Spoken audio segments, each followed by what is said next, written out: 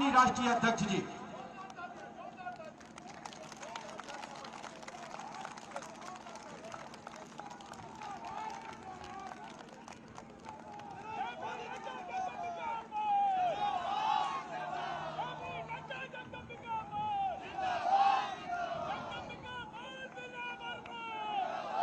माननीय राष्ट्रीय अध्यक्ष। भारत माता की, भारत माता की।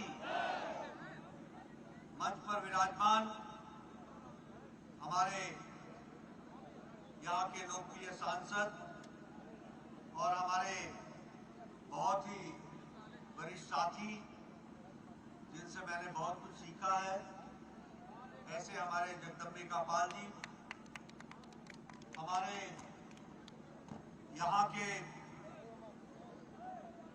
लोकप्रिय प्रत्याशी भारतीय जनता पार्टी अपना दल के गठबंधन के प्रत्याशी श्री विनय वर्मा जी, हमारे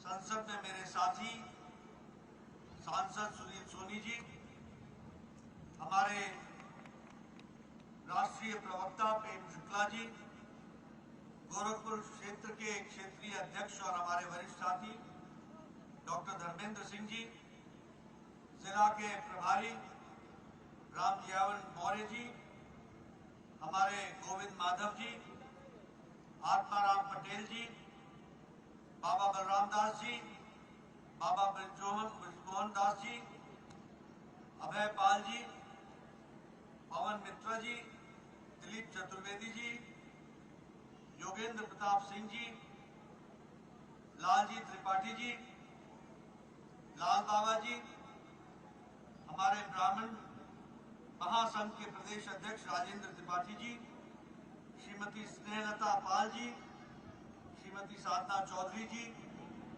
सम्मानित मंच और यहाँ इतनी बड़ी संख्या में एकत्र आए देवी और सज्जनों, मेरे नौजवान साथी, मीडिया के मेरे साथी, प्रिंट मीडिया और इलेक्ट्रॉनिक मीडिया के मेरे साथी, आज मुझे गौतम बुद्ध के बाल्य अवस्था में सिद्धार्थ के नाम से बसा इस सिद्धार्थ नगर में आने का सौभाग्य प्राप्त हुआ है। शक्तिपीठ मां पलटा देवी मंदिर को मैं नमन करता हूं और स्वतंत्रता सेनानी बुधई राम जी को याद करते हुए इस पवित्र और क्रांतिकारी भूमि को मैं नमन करता हूं। मित्रों, अभी हमारे जगदम्बिका पाल जी आपके सामने बहुत जोश के साथ सारी बातों को रख रहे थे और उन्होंने बताया कि हमने ये किया, हमारी सरकार ने ये किया, हमारी पार्टी ने ये किया, और बाद में विनय वर्मा जी ने आपके सामने बड़े सद्भाव से ये कहा कि इस काम को हम आगे बढ़ाने के लिए अपना योगदान करें। मैं एक ही बात कहना चाहता हूं कि ये जो जगदम्बिका पाल जी ने कहा कि मैंने ये किया, मैंने ये किया, हमारी पार्टी ने ये किया, हमारी सरकार ने ये किया, मैं एक ही बात कह सकता हूं कि इस तरीके से जनता के सामने छाती ठोककर अपने काम को गिनाने की ताकत है तो वो भारतीय जनता पार्टी में है, वो अपना दल में है, वो जगदम्बिका पाल में।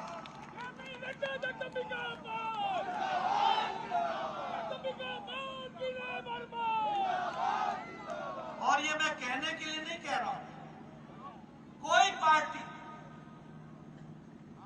आपके सामने आकर के इस तरीके से नहीं कह सकती है, क्योंकि जनता का विश्वास लेकर जनता के लिए काम करना और जनता को बताना, ये संस्कृति अगर किसी ने सिखाई है और भारत की राजनीति में लाई है तो वो नरेंद्र मोदी जी ने लाई है। इस बात को हमको याद है। कोई पार्टी, सब पार्टियां, नई सरकार, नया इलेक्शन आता है, नए वायदे, नए लुभावनी बातें और चुनाव और फिर वही ढाक के 3 पार। लिए काम करने का जो ताकत है वो भारतीय जनता पार्टी और रिपोर्ट कार्ड लेकर के आने की ताकत भारतीय जनता पार्टी। मित्रों, हम विचारधारा की पार्टी हैं और विचारधारा की पार्टी से जब मैं बोलता हूं तो यहां सिद्धार्थनगर के लोगों ने भी अपने राष्ट्रवाद और सांस्कृतिक राष्ट्रवाद और देश की एकता और अखंडता के लिए अगर बुधई जी ने अपना जीवन दिया तो आप लोगों ने भी देश की एकता और अखंडता में अपनी कोई कसर नहीं छोड़ी है। भारतीय जनता पार्टी के नेतृत्व में उसको पूरा किया। आप कहोगे क्या कह रहे हो, मुझे तो मालूम नहीं कि मैंने राष्ट्र की क्या सेवा की। मैं बताता हूं, 2019 में आपने अपनी इसी उंगली से कमल के निशान को दबा करके यहां से जगदंबिका पाल जी को सांसद बनाया था और इन्होंने 5 और 6 अगस्त को 2019 में अपनी उसी उंगली से जिसको आपने ताकत दी थी, इन्होंने पार्लियामेंट में बटन दबाकर धारा 370 को धाराशाही किया था। ये योगदान। तो सिद्धार्थनगर ने अगर जगदंबिका पाल को चुना तो जगदंबिका पाल ने धारा 370 को धाराशाही करने में अपना योगदान दिया। ये विचारों की पार्टी है। विनय वर्मा को इसलिए नहीं बनाना है कि ये विधायक बने। विनय वर्मा को इसलिए बनाना है कि विनय वर्मा के माध्यम से उत्तर प्रदेश की, सिद्धार्थनगर की और देश की तस्वीर और तकदीर बदलनी है, इसके लिए बनाना है। अभी आप बताइए, ये कार सेवकों पर गोली चली थी कि नहीं चली थी? चली थी कि नहीं चली थी? चली थी कि नहीं चली थी? जो उस समय की चुनी सरकार थी उसने कार सेवकों पर गोली चलाई।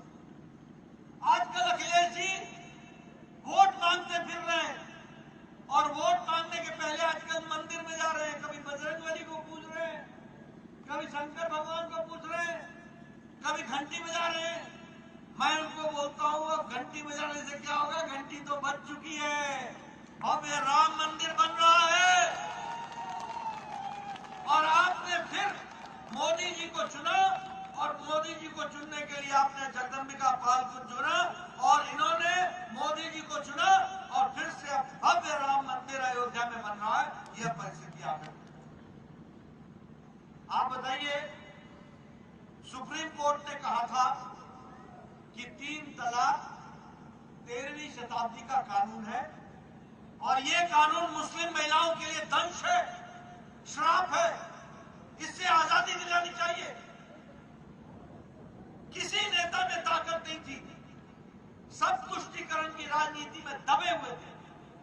ये मोदी जी की इच्छा शक्ति थी जिसने सुप्रीम कोर्ट के आदेश को कानून में बनाकर और जगदंबिका पाल जी ने बटन दबाकर 3 तलाक को सदा के लिए समाप्त कर दिया और मुस्लिम बहनों को आजाद कर दिया। ये भी हमको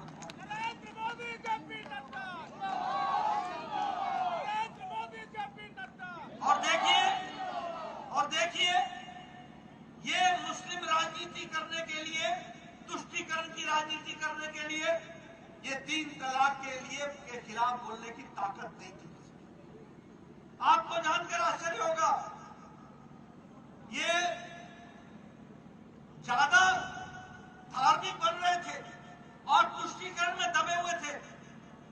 3 तलाक पाकिस्तान में नहीं है, 3 तलाक अफगानिस्तान में नहीं है, 3 तलाक बांग्लादेश में नहीं है, 3 तलाक ईरान में नहीं है, 3 तलाक इराक में नहीं है, 3 तलाक सीरिया में नहीं है, 3 तलाक इंडोनेशिया में नहीं है, जो मुस्लिम बहुतायत देश है और ये सब इस्लामिक देश है जो मैंने नाम गिना है।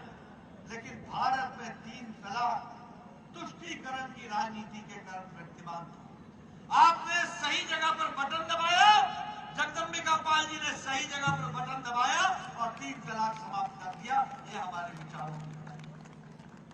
मित्रों,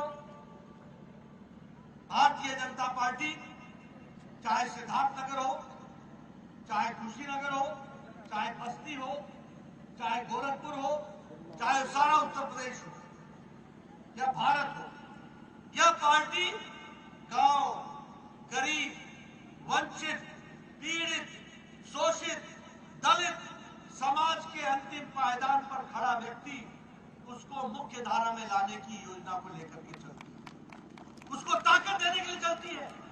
यहाँ हमारी माताएं बहनें बैठी हैं, मुझे बताया गया कि 12 बजे से बैठे हैं। इनको महिला शक्ति को सशक्तिकरण करने की योजना है, युवाओं को ताकत देने की योजना है और किसानों को मुख्य धारा में शामिल करने की योजना है। और मैं सिर्फ कहने के लिए नहीं कह रहा हूं, मैं सिर्फ कहने के लिए कह रहा हूं।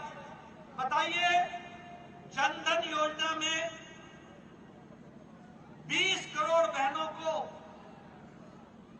जब कोरोना आया, जब कोरोना के कारण बैंक बंद थे, पोस्ट ऑफिस बंद था, पोस्टमैन नहीं था, उस समय मोदी जी ने 20 करोड़ बहनों के घर में 500-500 रुपए 3 महीने के लिए लॉकडाउन में पहुंचाया कि नहीं पहुंचाया?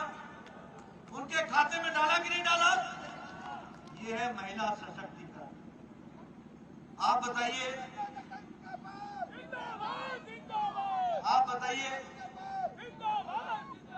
महिलाओं को 11 करोड़ 10 करोड़ महिलाओं को गैस का चूल्हा दिया कि नहीं दिया? सिलेंडर दिया कि नहीं दिया? और अब योगी जी की सरकार फिर से आएगी, होली और दिवाली पर मुफ्त सिलेंडर एक मिलेगा, ये भी हमको याद रखना चाहिए। अब हमारे कांग्रेस भाई, अब हमारे समाजवादी भाई जो चांदी के चम्मच के साथ पैदा हुए, वो कहते हैं सिलेंडर देने से क्या होगा, सिलेंडर देने से क्या होगा। मित्रों, इन्होंने गरीबी देखी नहीं है। माताएं बहनों से पूछो कि क्या वो सुबह चूल्हा जलाने के पहले कंडा इकट्ठा करती थी कि नहीं करती थी? गोईठा कंडा बोलते हैं, या गोईठा भी बोलते हैं, कंडा भी बोलते हैं। कंडा इकट्ठा करती थी, जंगल में जाकर के लकड़ी काट के लाती थी, तब चूल्हा जलाती थी। आजकल मोदी जी ने गैस का चूल्हा दे दिया है, फट लाइटर जलाती है और 5 मिनट में पतिदेव को चाय पिला करके तैयार करती है कि जाओ जाकर के काम में जुटो। ये है महिला सशक्तिकरण। ठीक बोल रहा हूँ बहन जी कि नहीं बोल रहा हूँ? ठीक बोल रहा हूँ कि नहीं बोल रहा हूँ? मित्रों, 1-2 करोड़ से ज्यादा लोगों को पिछले 7 साल में पक्के मकान मोदी जी ने बनाकर दिए। और कैसा मकान? पक्का मकान, पक्का छत, रसोई जिसमें गैस का चूल्हा और सिलेंडर, शौचालय युक्त, रहने के लिए कमरा, अहाता। और ये घर का मालिक नहीं है, इस घर का मालिक मालकिन होगी। ये महिला सशक्तिकरण है। आयुष्मान भारत, इस देश में 130 करोड़ की जनसंख्या है, 50 करोड़ लोगों को यानी 40% भारत की आबादी को गंभीर बीमारियों से लड़ने के लिए गरीब लोगों को 5 लाख रुपए हर साल इलाज के लिए मोदी जी ने पहुंचाया है और इलाज 2.5 करोड़ लोगों का हुआ है। ये भी हमको याद रखना चाहिए। ये जगदम्बिका पाल जी बैठे और अभी विनय वर्मा जी अभी विधायक बनेंगे। क्या स्थिति थी आज से 5 साल पहले? किसी गरीब को अगर दिल का ऑपरेशन कराना हो तो जगदम्बिका पाल जी प्रधानमंत्री राहत कोष को चिट्ठी लिखते थे और कहते थे कि इनको जरा सा इलाज कीजिए। भैया 1 मिनट, आपका जोश मैं समझ रहा हूं, सूर्यास्त से पहले मुझे भी जाना है, क्षमा कीजिएगा।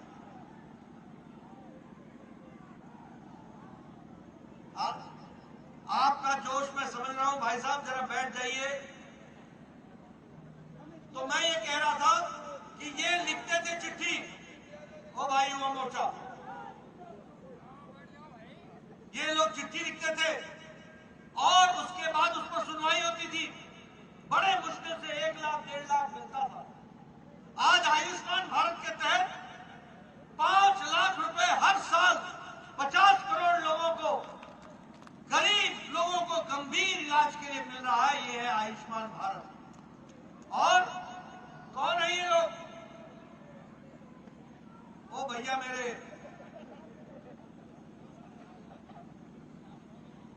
जरा सुन लो, इलाज हो जाएगा, बैठिए। तो मैं ये कहना चाहता था कि ये गंभीर बीमारी के लिए कौन लोग लगे, किनको मिल रहा है, ये जानकर आप आश्चर्य करेंगे।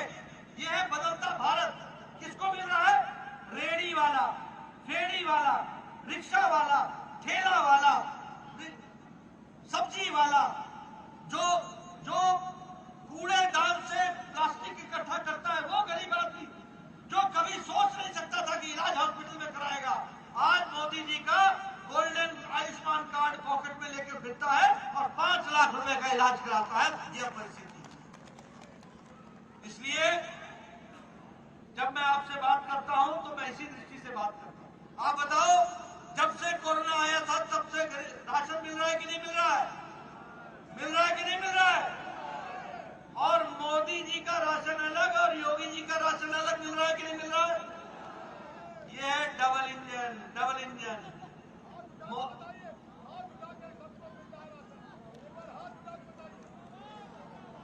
इसलिए मित्रों, ये है अंतर। आप बताइए, पिछले 5 सालों में उत्तर प्रदेश में सड़कों का जाल बिछा है कि नहीं बिछा है? 4 लेन 6 लेन हुआ है कि नहीं हुआ है? दनादन लखनऊ से आते हो कि नहीं आते हो? दनादन 4 लेन पर गाड़ी डाली और छुट्टी 4x4 सड़क नॉन स्टॉप। ये मित्रों, ये सड़क नहीं है, ये विकास की गंगा है, याद रखना। बोलिए, अटल यूनिवर्सिटी मिली कि नहीं मिली? आयुष यूनिवर्सिटी मिली कि नहीं मिली? 2 एम्स मिले कि नहीं मिले? अब यहाँ के लोगों को इलाज के लिए पहले सिद्धार्थनगर में ही इलाज होगा, और कोई और बड़ी गंभीर इलाज होगा तो दिल्ली नहीं जाना पड़ेगा, गोरखपुर में all India institute of medical sciences में इलाज होगा। आप बताइए, सिद्धार्थनगर में मेडिकल कॉलेज आया कि नहीं आया? आया, चालू हो गया कि नहीं हो गया? ये जगदम्बिका पाल जी थे, मैं स्वास्थ्य मंत्री था, इन्होंने कहा बस्ती को मिल गया है। मैंने कहा घबराइए मत, ये मोदी जी की सरकार है, सिद्धार्थनगर में भी मेडिकल कॉलेज खुलेगा और खुल करके रहा है। ये मित्रों, इस साल के बजट में साल भर में 60 लाख नौकरियां दी जाने वाली है। 60 लाख एक साल के अंदर। 25,000 किलोमीटर सड़क बनेगी, 20,000 करोड़ रुपए एक साल में खर्च होगा, एक साल में। और 80 लाख नए मकान बनेंगे और बहनें मालकिन बनेंगी उसकी, और इसके लिए 48,000 करोड़ रुपए खर्च होगा एक साल में। और 3 करोड़ 80 लाख घरों में नल से जल पहुंचेगा, इसके लिए 60,000 रुपए खर्च होगा एक साल के अंदर। बोलो, ये बदलती भारत की तस्वीर है कि नहीं है? ये बदलती उत्तर प्रदेश की तस्वीर है कि नहीं है? इन सब को करने के लिए आपको लाइसेंस चाहिए। बिना लाइसेंस, बिना परमिट के काम नहीं होता है, और वो लाइसेंस और परमिट है हमारा विनय वर्मा। इसको परमिट देंगे और जगदम्बिका पाल जी के हाथ मजबूत करेंगे तो जाकर के आगे काम होगा। इसको भी हमको समझना है।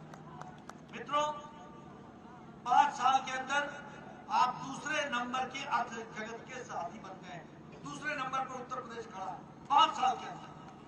अब एक बार विनय वर्मा जी को भेजेंगे और दिल्ली जगदम्बिका पाल जी जाएंगे। उत्तर प्रदेश योगी जी के नेतृत्व में नंबर 1 का हो जाएगा, ये भी हमको याद रखना। मित्रों, अब किसानों को बताओ, प्रधानमंत्री किसान सम्मान निधि मिल रही है किसानों को कि नहीं मिल रही है? मिल रही है कि नहीं मिल रही है? 2-2 हजार रुपया हर तिमाही मिले कि ना मिले? मिली ना? ये प्रधानमंत्री किसान सम्मान निधि के तहत मिल रहा है। और कितनों को मिल रहा है? 10 करोड़ 50 लाख लोग। कितना खर्च हुआ है? 180 लाख करोड़ रुपए खर्च हुआ है। बोलो, किसानों के लिए किसी और ने इतना काम किया है जितना मोदी जी ने किया है? इसको हमको ध्यान में रखना है।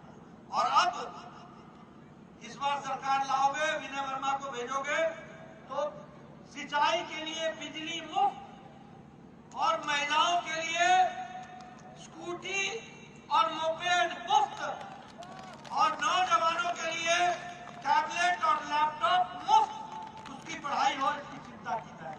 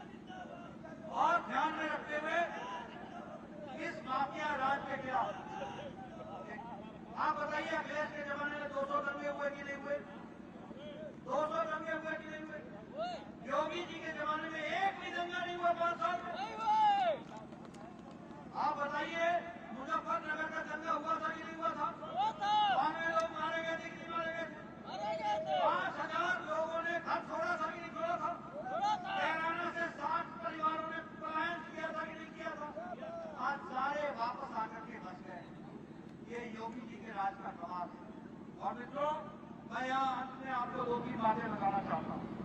जय से संबंधित बातें आपके सामने रखना चाहता हूँ। पहली बात तो आपको ये बताना चाहता हूँ कि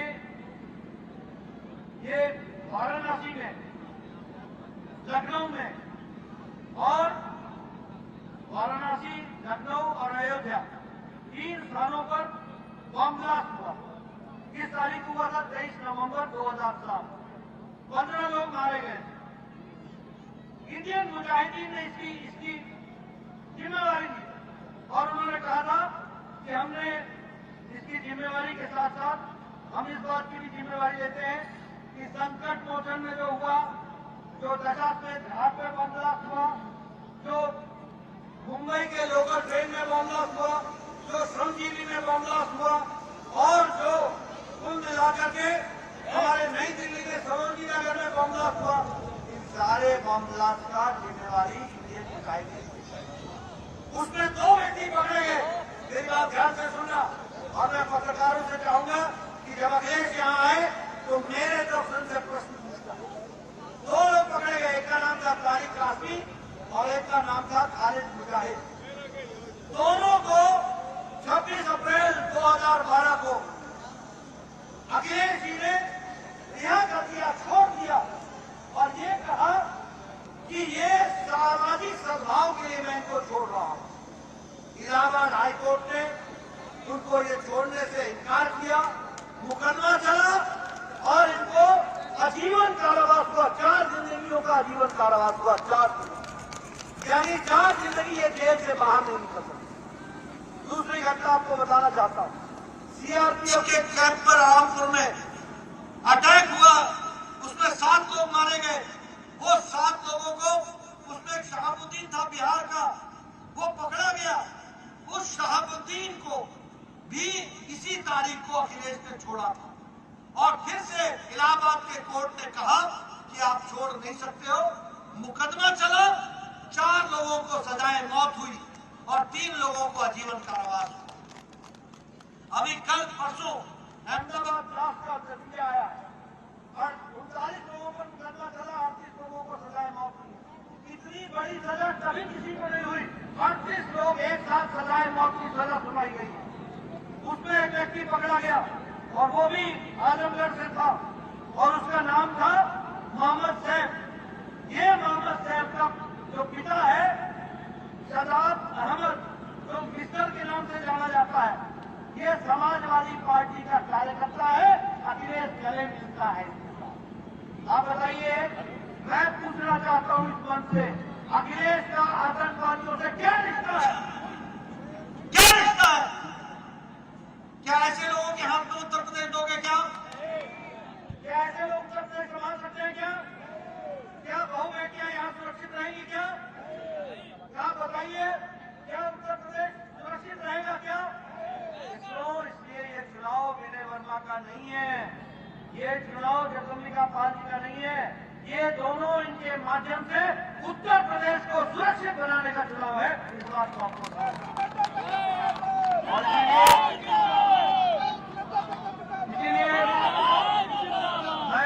और मैं पत्रकार भाइयों से कहूंगा, मैंने तारीख के साथ बताया है, मुकदमे गिनाए हैं, मुकदमों के नाम गिनाए हैं और मैंने मुजरिमों के नाम गिनाए हैं और उनको छोड़ने की तारीख भी आपको बताई है। मैं चाहूंगा कि आप अखिलेश से पूछिए कि भाई तुमने संविधान की कसम खाई थी या आतंकवादियों को बचाने की कसम खाई थी? जो रक्षक भक्षक बन जाए, जो रक्षा करने के बदले जनता का नुकसान में पहुंचाए, ऐसे लोगों को राजनीति में रहने का अधिकार है क्या? ऐसे लोगों को राजनीति में रखोगे क्या? इनको आराम दो। ये चांदी के चम्मच के साथ पैदा हुए हैं, इनको आराम दो। ये काम नहीं कर सकते हैं। इनका आतंकवादियों से घोर गहरा रिश्ता है, घोर गहरा। मैं कितने किस्से सुनाऊं। पिछले साल एक व्यक्ति पकड़ाया गया। वो जो व्यक्ति पकड़ाया गया वो अलकायदा का था। उसका नाम था मिन्हास अहमद और मसीरुद्दीन, 2 लोग। इनके पास आरडीएक्स पकड़ा किसने? यूपी के एसटीएफ ने, स्पेशल टास्क फोर्स ने पकड़ा और वो लोग 15 अगस्त को धमाका करना चाहते थे, उससे बचा लिया गया। अखिलेश जी ने क्या कहा कि मुझे पुलिस पर विश्वास नहीं है। नहीं जनाब, आपको पुलिस पर कहाँ विश्वास होगा, आपको तो आतंकवादियों पर विश्वास होगा। आप तो आतंकवादियों के साथ खड़े हो। अभी आपने सुना होगा 3 दिन पहले आपने सुना था ना वो ए पुलिस सुना था। एक पूर्व मुख्यमंत्री अगर पुलिस का मनोबल इस तरीके से गिराता हो तो गुंडों को संरक्षण देने का ये तरीका नहीं है तो और क्या है। ऐसे लोगों को राजनीति से अलविदा कर देना चाहिए। ऐसे लोगों को राजनीति से दूर कर देना चाहिए और दूर करने का तरीका है कमल के निशान से लेकर के अपना दल को जिता करके विनय वर्मा को यहाँ से भेजना और चुनाव जिताना, ये हमारा कर्तव्य है। इसलिए मित्रों, मैं आपसे निवेदन करने आया हूँ, आपका ज्यादा समय नहीं लूंगा। मैं एक बात से आश्वस्त होकर जा रहा हूँ कि इतनी देर से आप बैठे हैं, 1 बजे से बैठे हैं और जिस गर्मजोशी से आप नारे लगा रहे हैं और तालियां बजा रहे हैं और नारे इतने जोर से लगा रहे हैं कि मुझे भी भाषण देते देते रुकना पड़ रहा है, तो ये आप बताता है कि आपने विनय वर्मा को भेजने का मन बना लिया है। इसके लिए आपका बहुत बहुत धन्यवाद। आप जोरों से लगे, बहुत बहुत धन्यवाद। बोले भारत माता की, भारत माता की।